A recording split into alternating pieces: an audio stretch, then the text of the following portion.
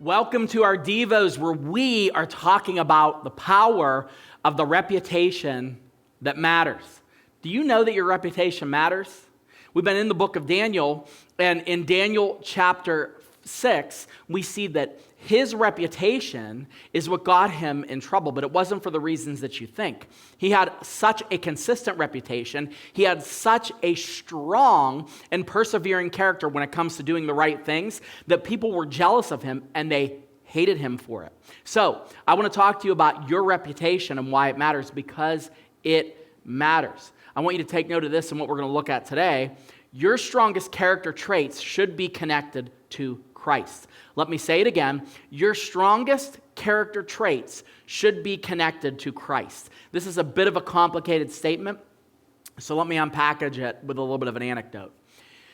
When people get to know other people, there is a word that comes up connected with that person. What do I mean? Well, for example, you might be a person that people associate with as being strong. Like, oh, they're really strong. Well, that lady, she's strong. And that could mean a couple things. It could mean that you're strong in that you've come through some things and that you've passed through them and you're still resilient, which is awesome. Others, strong might mean, you don't want them in that meeting. They're a little strong, meaning that you know that when you're interacting with them, they're not going to stay quiet. They're not going to kind of be passive about things. They're going to be super active about what their opinions are, where they should be. And I believe that matters in all areas. I think you should be strong. But the question is how do people perceive you in terms of the strength or the word that comes to mind? Others, some people are like, oh, that person, they're really, really generous. Now, then there are other words. Oh, man, you hired them? Oh, they're a troublemaker. Did you know what they did at their last job? Did you hear what they did with their workers' comp complaint? Did you hear about this? And the character traits of their reputation come to the front of mind of people in their conversation. So, here's the challenge today. Your strongest characteristic, like what you are known by, should be associated with Christ. Meaning that it should bear resemblance to a characteristic that Jesus would manifest. Or something in connection with how you connect to Jesus. I'm being purposely vague on the exact characteristics, but let's take a look at how this shook out in Daniel's life. In Daniel chapter 6, verse 5, the people that meant to accuse Daniel said, these men said, we cannot find any ground for complaint against Daniel unless we find it in connection with the law of his God. Now, they are sitting here, they're racking their brains about how they might accuse this guy, how they might get him executed, how they might get him removed from office.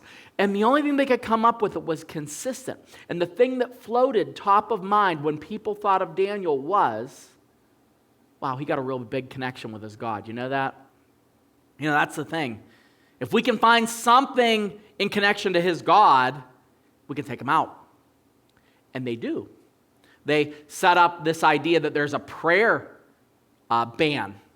And anyone that would violate that, well, they're going to be executed. Well, Daniel cannot not pray. Like, he has to pray.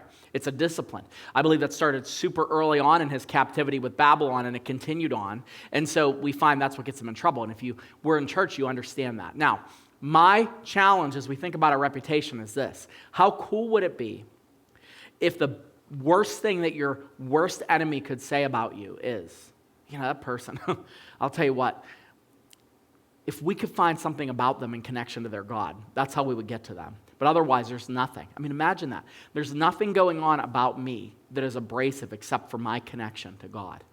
That is a goal. You want your reputation to be as such that when people know about you, they know you are a person that does something. Boy, that guy, I'll tell you what, one thing you can say about him, he's generous.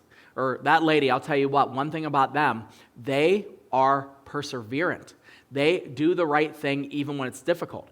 And when you have this kind of reputation, even if people falsely accuse you, your reputation will go to defense for you, because you have already set the groundwork by behaving consistently and obediently to God in the same direction over a faithful period of time. persecution is not avoiding slander, avoiding accusation is not an option. But keep in mind, if your strongest personality traits are associated with the good things that God wants us to be by his Spirit and his strength, it's okay. Jesus says in Matthew chapter 5, verse 11, "Blessed are you when others revile you and persecute you and utter all kinds of evil against you falsely on my account." Notice he says, on my account. Not just because you're a jerk. Like sometimes you hear, "Oh, I heard that person was a jerk." And that person's like, "Wow, look at me, I'm being slandered for Jesus." No, you're being slandered because you're a jerk. That's what it is. And you've conflated this idea that because you know Jesus, that you can behave any which way, and then when that reputation comes back at you in a difficult way, you make that into persecution. No. Your strongest character traits ought to be connected with the Spirit of God and Christ living through you.